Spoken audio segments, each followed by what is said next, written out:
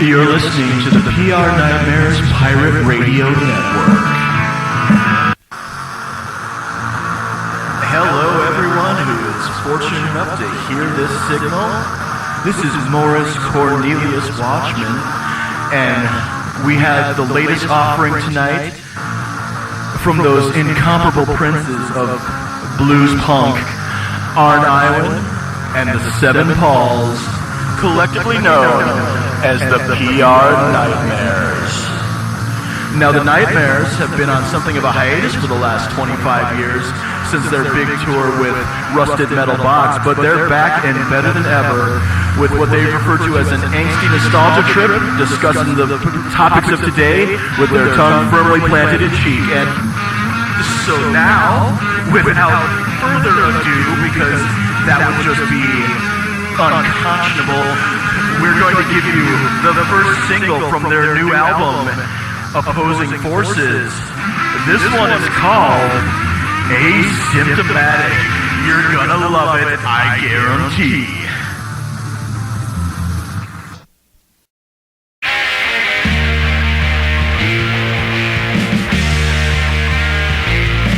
So you think you got the moral high ground? Your heart beats for the little guy. Stand against all injustice. No one tries harder than you try. No way you're a sellout.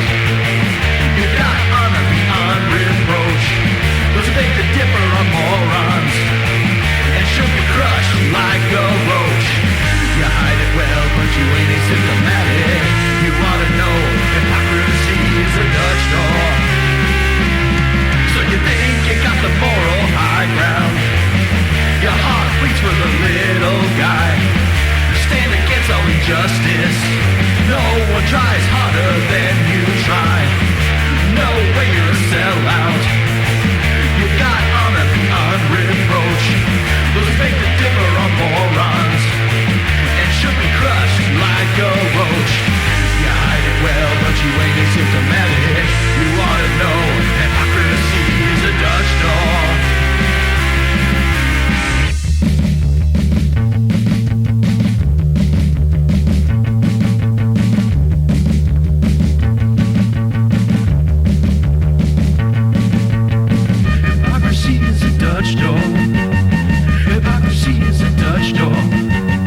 Hypocrisy is a Dutch door. Hypocrisy is a Dutch door. Yeah! True change can't be one-sided, no.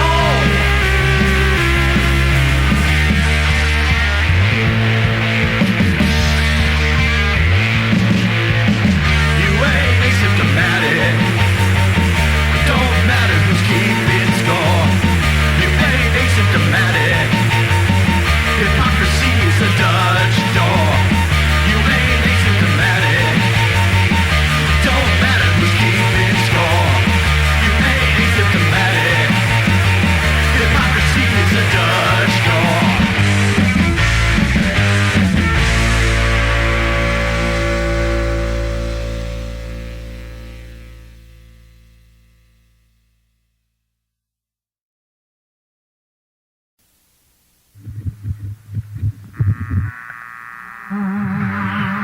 Oh, wow. You're not going to believe this. The PR Nightmares tour bus just pulled up to the station while we were playing Asymptomatic for you.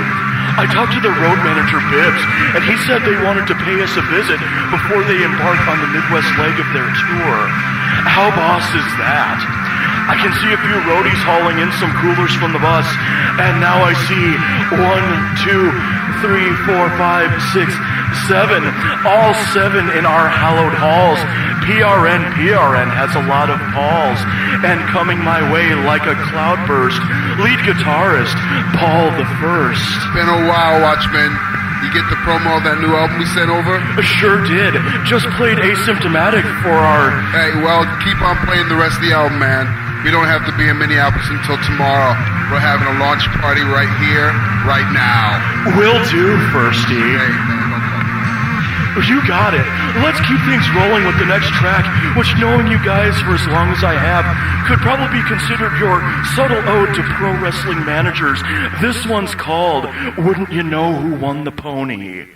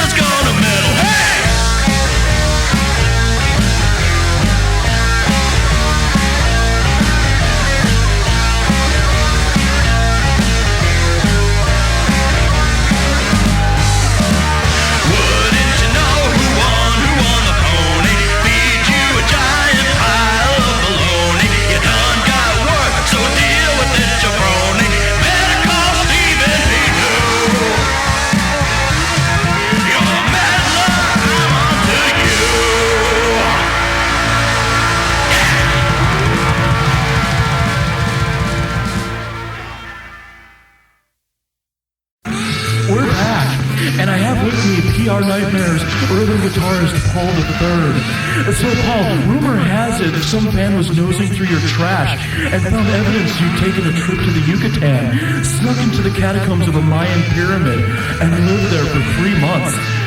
Did that experience inspire you the writing of this next track? Yes. There you have it. And to any skeptics out there, this bit of instrumental goodness will assure you there are such things.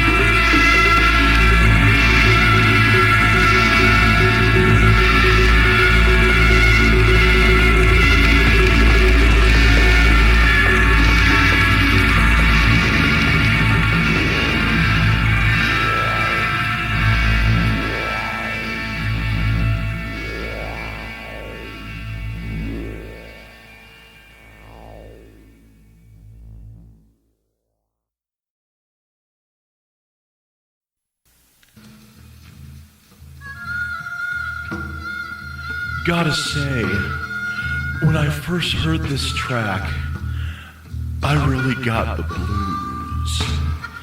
You see, sometimes the nicest guys get betrayed by people they ought to be able to trust without question.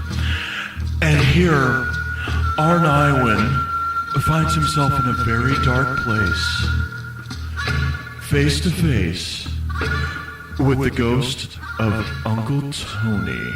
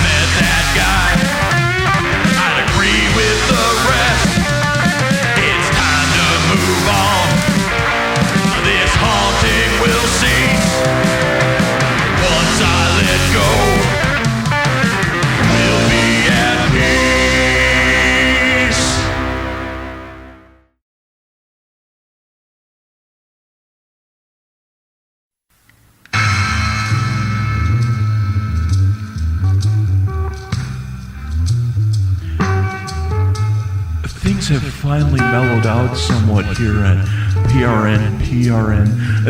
Thank goodness the booth's soundproof. Went out into the party for a second, and some groupie was freaking out, claiming she saw some skateboarding Gecko and a dude who looked like a manta-dude hybrid thing. And Paul V, usually the most level-headed of the band, was telling everybody he's got proof that there are giant robots from space living among us. I don't know, man. Somebody should probably turn off the fog machine or whatever is causing this haze and open a window to get some precious O2 back into our bloodstreams. Let's keep the album rolling with this next bit.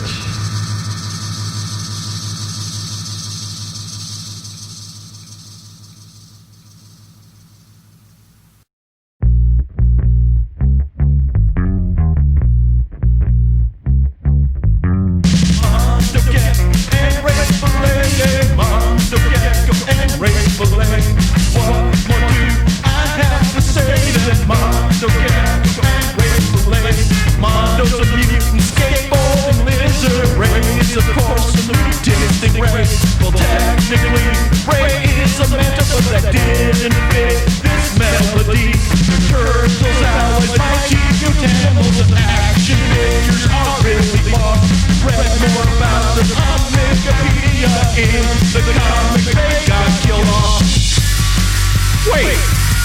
telling me the writers at Archie decided to kill them off because their own series and planned cartoon got canceled? Why not just let them continue to make guest appearances in Teenage Mutant Ninja Turtles Adventures? That's what cool side characters are for. Random occasional appearances to help out the main heroes when needed. Why do the writers of these toy line-based comics and cartoons do this? I mean, they killed off Optimus Prime more than once, apparently, between the movie and Marvel. Speaking of Marvel, over a 7-issue span in 1991, they killed off a bunch of G.I. Joe characters. Yeah, they killed off Breaker and Doc and Quick Kick and a bunch of guys from the 87 series that I really liked, like Crazy Legs, who according to this file card was from Fort Dodge. For years I thought how cool a town Fort Dodge must be because Crazy Legs was from there. Oh, and Battle Force 2000 pilot Maverick, who was from Ida Grove. You'd think Marvel had a beef with people from Iowa or something, but then again, they did let Hit and Run, who was from Sioux City, survive till the end of the series, which was rebooted twice by 2 different comic companies who insisted on killing off Lady J and Snake Eyes. As mad as I am about Snake Eyes, in the continuity where Lady J was killed, she and Flynn had come out of retirement at Hawk's insistence to fight Cobra again. Man, this is as pointless as that 4th season of Airwolf that everyone hated, which started off with them killing Ernest Borgnine's character Dom. Within the first 10 minutes, they wrecked a perfectly good show by letting it run a season longer than necessary and getting rid of characters people liked. Why are they always doing that? I mean, some characters just deserve a happy ending. Why can't they just retire from crime fighting and live as peacefully as one can for the rest of their days, like Bilbo Baggins? I mean, granted, that's nothing compared to the hatchet job that they did to Captain America a few years ago, where they tried to make us believe that he was a sleeper Hydra agent the whole time.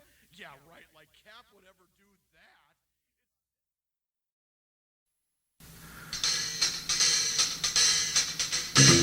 You're listening to the PR Nightmares Pirate Radio Network. Now what we have for you is a real treat.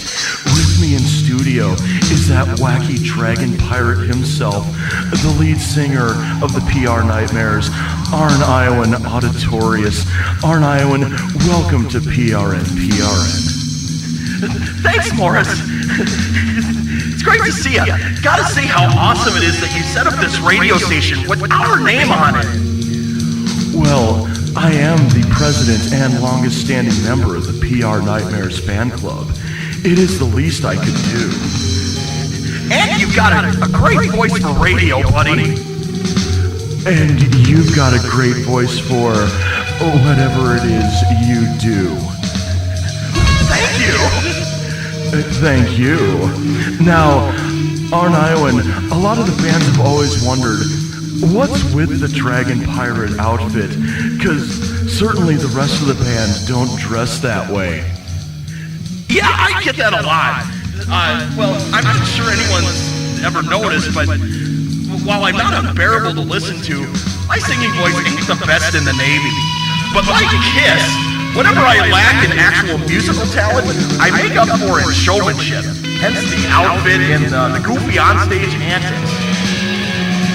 I hear ya. So, this next piece we have queued up from opposing forces. Tell us about it. So yeah, this is called the River City Rhapsody. Paul II and I wrote this together. He and I have been friends since 1st grade, and Paul reminded me of this sleepover we had back in 4th grade when he told me that he was writing a script and score for an independent sci-fi film based on it. This sounds, dare I say, cosmic. Actually, it kind of is. See, Paul and I used to stay up really late a lot, mostly because we were having fun, but sometimes he'd make me scared to go to sleep. This one time in particular, he played a tape that he said was an alien signal he'd received through his radio one night. It was really creepy, and Paul, being Paul, loved to play mind games with me about it. I know he wasn't meaning to be mean. Still, I learned very early on, you never go to sleep before you were sure Paul had, unless you wanted to get pranked. So eventually I did go to sleep. The next morning, Paul told me that he woke up really parched in the night and went down to the kitchen for some juice and stared out the back patio window. Now, back in those days, Asbury wasn't as built up with houses as it is now, so all there was big empty cornfield and night sky behind my house, which you could clearly see the blinking lights from the nearby radio towers. Well, Paul said the tower lights started to move real quick from side to side, and then there was this bright light. Evidently, he had his tape recorder on him, and he started recording. Then he tells me that the bright light suddenly flashed brighter. The next thing he knew, he was visiting another planet, and then after partying with some aliens, he suddenly woke up in his sleeping bag.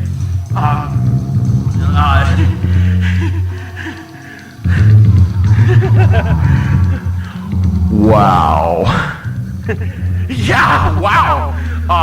So anyway, long story, just a little bit longer. The Rhapsody, it starts with our single, Can't Sleep. And then the second movement is called Lights Over Asbury, a piece of score that Paul wrote for his indie film, which I think had the same name. The third movement is the original recording of Paul's Cosmic Encounter. This sounds like a blast. Let's not make the listeners wait any longer. Thanks for your time, Arn Iowan. Thanks, Morris! Rock on, everybody! Love you, Colleen!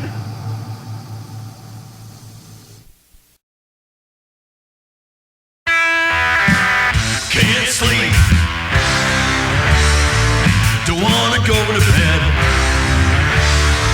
Too many things fill my mind with dread. It's gonna take every ounce of faith I've got to even shut my eyes. 'Cause when the lights are out and Paul's here overnight, my fear I can't disguise. Shadows cast on the wall, coming through the blinds. Mom said it's just the lights from Mohawkville. What if she's wrong this time? Can't sleep, and I'm blaming Paul. He's got me on edge, and he's having a ball. Reading scary stories to tell in the dark. They want about the Wendigo, and the tape you said was alien transmissions. My anxiety begins to show. Playing mind games with me, you know I don't like to pretend. Let's switch top and watch UHF, or play Metroid beginning to end. Paul, you still awake? He's snoring. Maybe I could finally get some sleep too.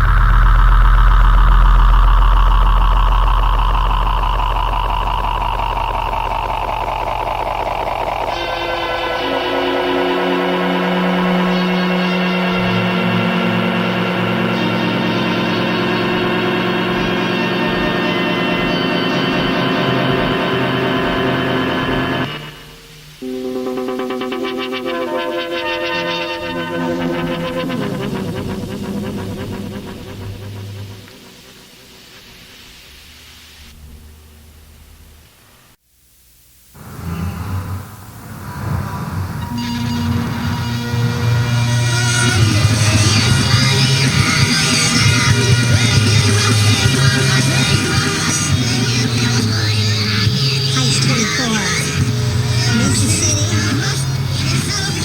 Operation Mind Control in your hometown. Can you ignore alien orders? Walk around in town. Kick the can around. For Mr. Brown. They don't like my singing. They don't like my song. All these spies out there like that.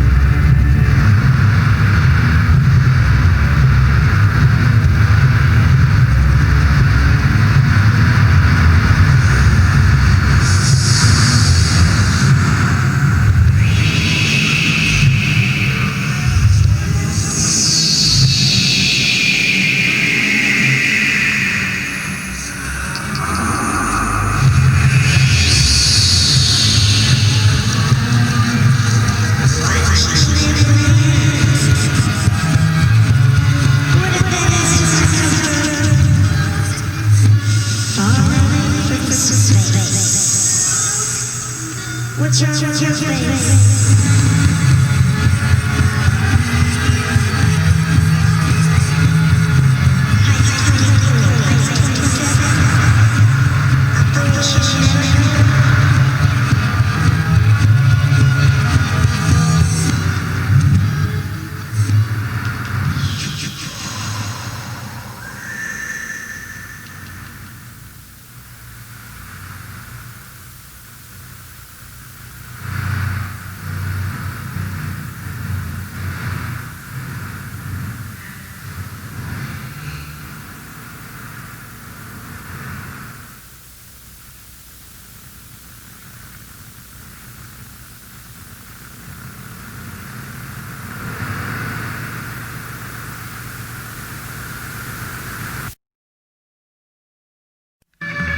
Wow. What a night it's been. Didn't expect the band to crash the station. What a treat that was. Well, folks, like that European band in the 80s said, it's the final countdown to extinction or something like that. We do have one song left on Opposing Forces, and I hope you'll enjoy it. A little ditty called Tossed in Space. Otherwise, that wraps things up. So on behalf of the PR Nightmares, Arn Iowan Auditorius, and the Seven Pauls, and the PR Nightmares Pirate Radio Network, this is MC Watchman saying good night, God bless, and just when you think it's over, keep on listening.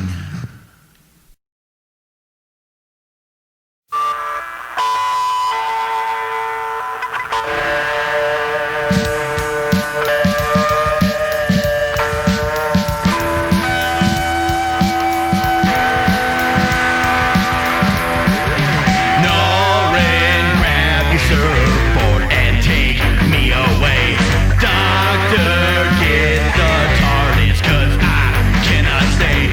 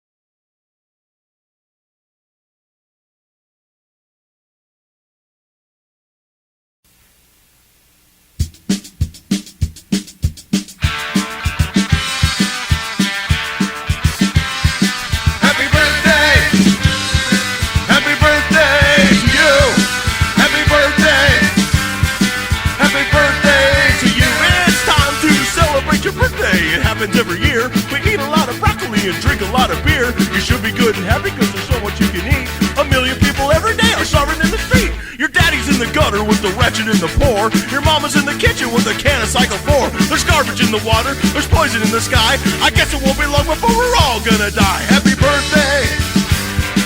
Happy birthday to you! Happy birthday!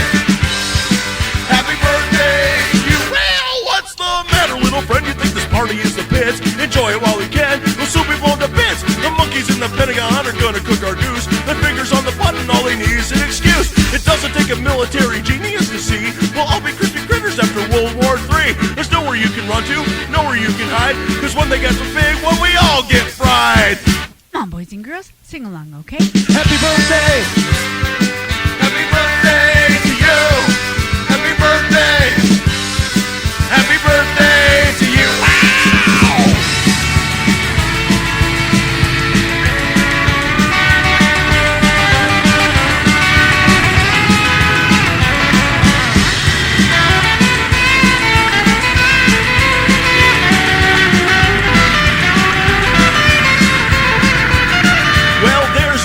In the alley and he's looking for a fight. There's an Arab on the corner buying everything in sight. There's a mother in the ghetto with another mouth to feed. Seems that everywhere you look today there's misery and grief.